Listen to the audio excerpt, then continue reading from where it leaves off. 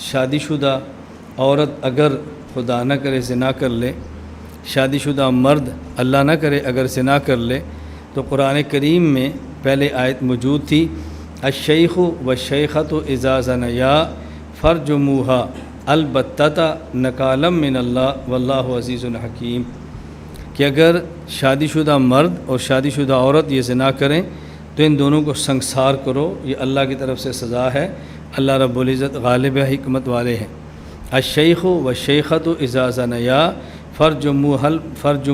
فرجموہم البتۃ نکالا من اللہ واللہ عزیز حکیم۔ حضرت عمر رضی اللہ تعالیٰ عنہ فرماتے ہیں کہ ہم بھی اسی طرح رجم کرتے رہے، نبی کریم صلی اللہ علیہ وسلم کے دور میں بھی رجم ہوتا رہا، لیکن بعد میں اس کا حکم باقی رہا اور آیت کی تلاوت منسوخ ہو گئی، لولا ان یقول الناس زاد عمر فی کتاب اللہ لکتبت آیت رجم بیدی، اگر مجھے یہ خدشہ نہ ہو کہ لوگ کہیں گے عمر نے قرآن میں اضافہ کیا ہے تو یہ حکم اتنا اہم ہے کہ میرا دل کرتا ہے آیت الرجم کو میں قرآن کریم کے اندر پھر لکھ دوں، لیکن میں لکھ نہیں سکتا، کیوں؟ اس لیے کہ اس کی تلاوت منسوخ ہو چکی ہے، تو حکم اس کا آج بھی باقی ہے اور تلاوت اس کی ختم ہو گئی ہے۔